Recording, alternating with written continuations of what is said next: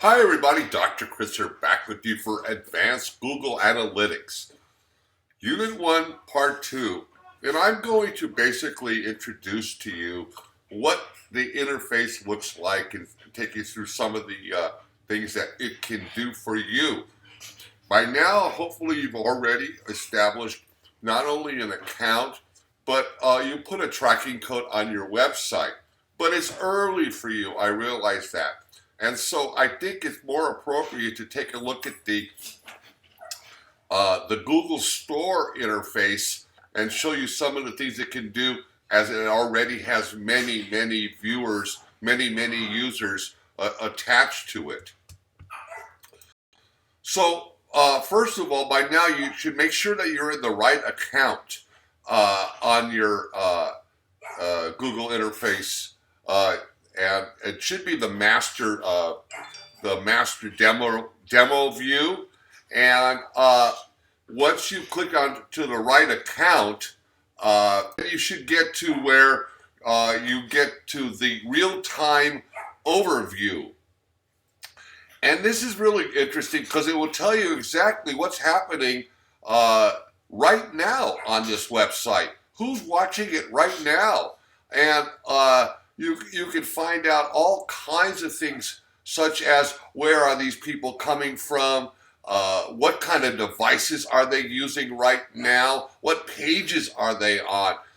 There's a whole bunch of information you can get from the real-time overview. But when your site is just getting started, of course, you might only see one or two or maybe no visitors at that time. Anyway, move on to the audience overview. These are all users, whether they've been watching, whether they're on right now or they've been on, and when they've been on, and you can track the dates and the period of time when they've been on, through the length of the time that your website has been in operation. Obviously, you're getting started, but you can see a large history here on this Google Merchandise Store website.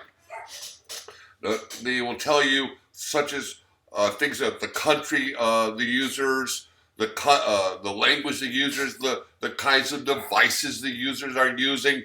You can create your own displays. You could tweak the displays.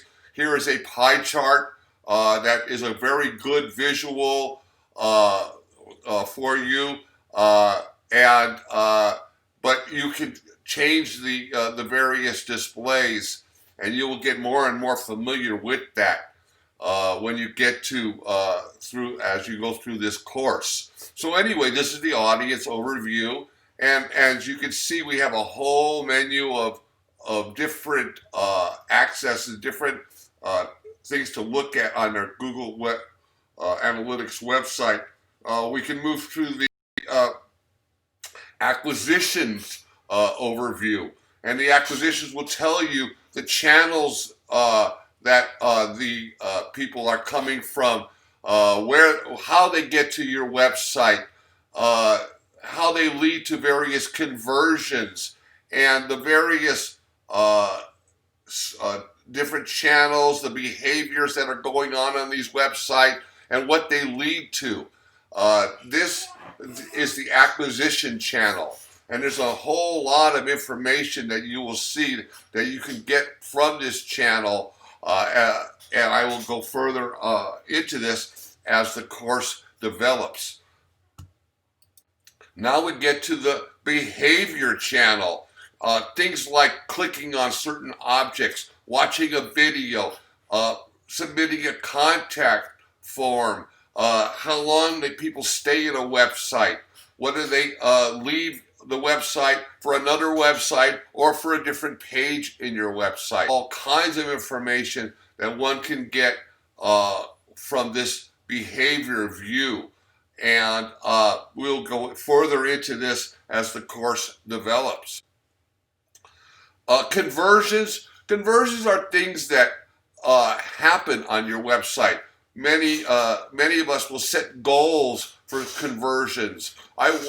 For example, if you have a store website, your conversion might be a sale, or order a catalog. But maybe you're in an education website and your conversion might be respond to a blog post, or perhaps it's a way to communicate with students. You can decide what conversions you want to focus on. And finally, as an administrator of your own website, you have a lot of things that you can control the various way you want your dashboards to look, the various filters you want like you already put a filter in so that when you go to your website or an employee goes to your website, it doesn't track that as a user. There's many different filters that you can get in, but these are not things that you can access on the Google membership store website. Of course, that's their website. These are things for your website.